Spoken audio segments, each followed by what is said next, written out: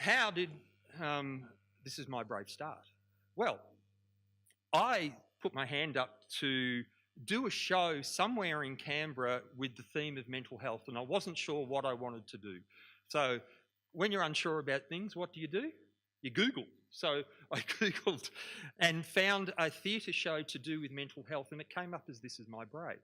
Now, This Is My Brave started in the US, and there was a lady called Jennifer Marshall, very successful mother and partner, and when she had her second child, it caused the onset of bipolar. And she actually ended up first in jail because she didn't know that she had bipolar, so she was acting out. And then secondly, ended up in hospital. But once that happened to her, she noticed some certain things, that her friends dropped off and stopped talking to her because they didn't understand what she was going through and why she was acting out, because the police had to turn up to her house and handcuff her and take her to jail because her behaviour was just so erratic that even her family was scared. And she didn't know what was happening to her either until she got some treatment and to think a bit clearer about what was going on. But then she noticed that people were dropping off. People wouldn't talk to her. They wouldn't ask how she was. And she thought, what's that all about? And then she put two and two together. She goes, as soon as they found out that I had a mental illness, they didn't know how to talk to me. They didn't know what to do or what to say or how to approach me or how I would act.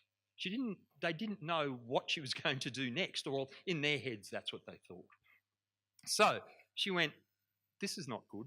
What can I do to help bridge that gap of understanding about mental health and break that stigma around mental health? So she started This Is My Brave in the States about 3 years ago. They've done about 60 of these shows in the States. And they've reached out to a lot of people.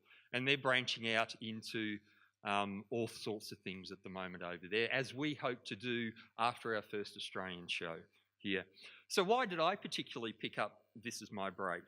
I had a very similar experience to Jennifer. I was the general manager of a company that was a very busy company, and our business basically ran 24/7.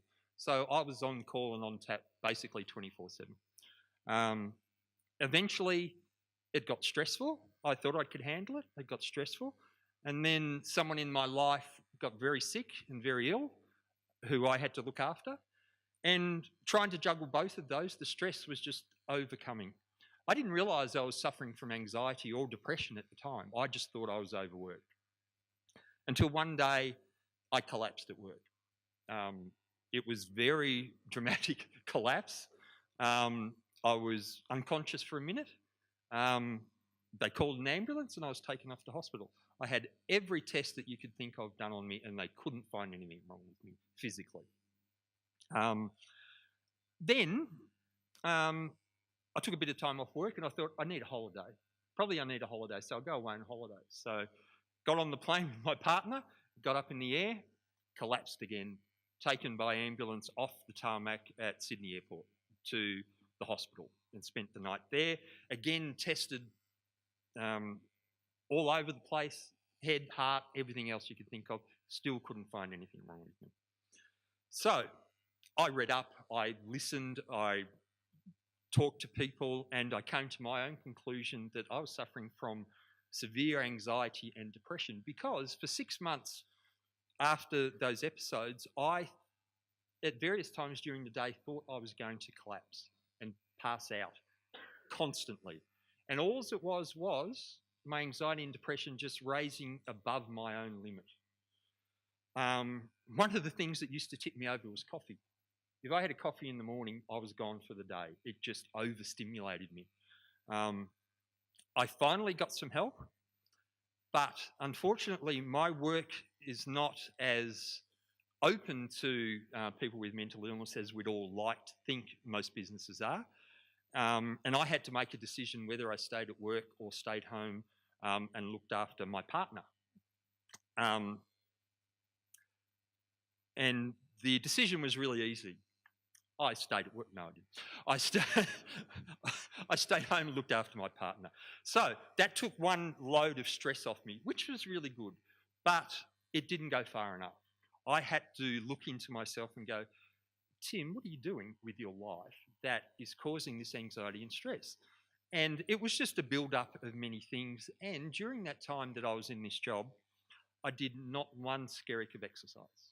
I'd sit behind a desk all day and look at a screen and deal with people and people's problems, and did not look after myself. I think that was the bottom line.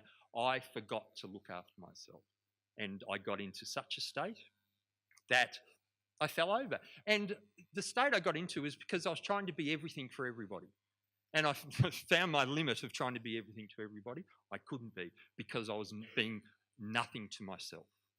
So I had to embark on a journey of looking after myself, of thinking about myself, and getting to a stage where I could then start reaching out and helping other people. Because that was the end thing, was to look after myself, get myself onto an even keel so that I could then be of service to other people.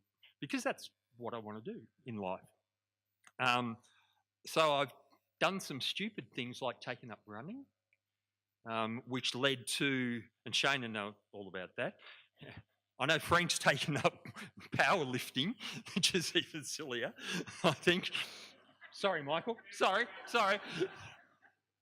Then I took another step further, and I'm doing triathlons now. So, but I must admit, the release that I get from doing those things, even though it hurts and even though it's painful, but finishing them and training for them just makes me feel so much better now.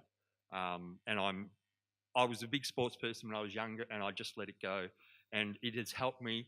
I'm not saying it helps everybody, but it definitely helped me in my recovery. So that's why this happened tonight. That's what triggered this whole thing tonight. I wanted to be able to tell my story, and I wanted to invite other people to tell their stories, because I want other people to understand. People who may go, so mental illness, what's it about and how does it affect people? You're about to find out. You're about to find out from 11 people who have got varied stories of how it affects them, and it doesn't affect everybody the same way. And there's various levels and ways it can affect you. And everybody has a wonderful story, because they're all here today being brave to talk about it. So let's move on. So now you know you understand the background of this is my bro.